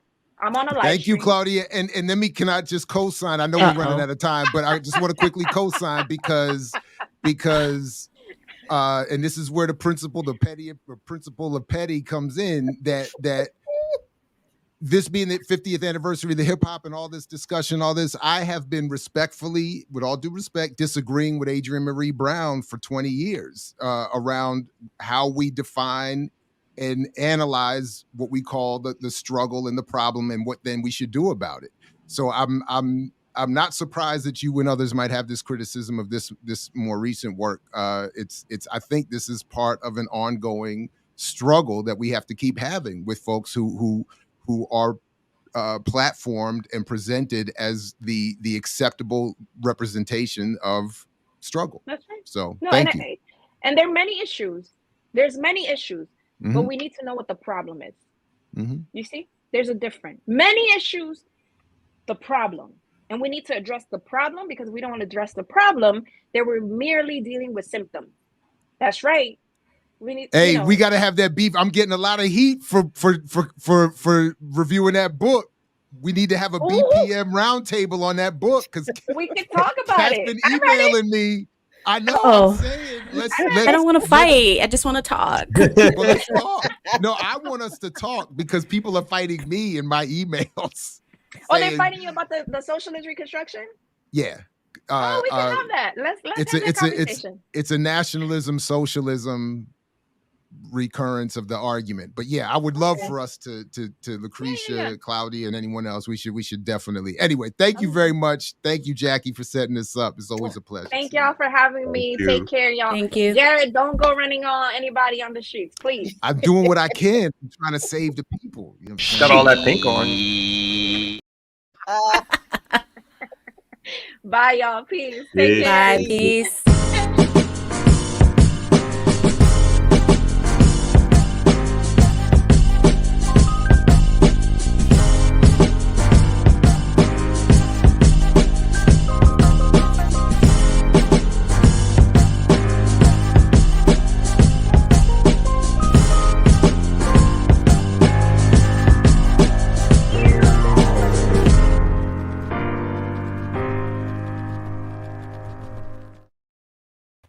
Yeah, we did it again. Another great show. Nice. That was great. All right. And we earned a mix. Yes, You we know what I'm did. saying? 430 people almost on the line today. Nice. Very Blowing nice. up, we Get blowing like a up. 7 or 8 minute mix. Hey, I have well, to come back tomorrow. well, you ain't lying, because y'all left me with a good 2 minutes. So here we go. Right here on No Other Than the Remix Morning Show. You told us to keep going. Anyway, Must I say it again? I said it before. Move out the way when I'm coming through the door. Me, heavy, as light as a rock. Guys watch, even some of the girls pop. Step back, it ain't that type of party. No reply if you ain't somebody. Get out my face, don't want to hear no more. If you hate rejection, don't try to score. First base, you ain't got what it takes. You smile, you wink, you big fake flake. You're so pathetic, you make my stomach turn. You beg, you borrow, now you have to learn. I am the light. L-Y-L-L-Y-T. I am the light. L-Y-L-L-Y-T. Here we go. Those who can't be themselves shall be destroyed. BRT. Students, listen to the lesson I'll be teaching. Learn by holy intellect, 'cause it's a blessing. Teachers, study what is spoken through the speaker. Weaker, preachers, there's no need for manifesting. I'm the star, soul controlling all within the solar. Poor, so I'm a righteous teacher from the heart. Praise your God, all praises due to Allah. 7 Saw, the holy intellect being taught. Grab a hold, I'm not here to promise any gold. Lessons told, a story about a trader of that type. I tell this mic that I'm not here to feed your fantasy, 'cause that ain't right. I guarantee you everlasting life mentally. The holy intellect is infinite, it has been since. And I don't work upon the holy soul, I'll destroy you. Any man possesses 6.5, I laugh at that. Then watch his brain cells for your PRT. But righteous teachers called to free him, he has got to be the holy intellectuals of this. You've been praying, saying you want more.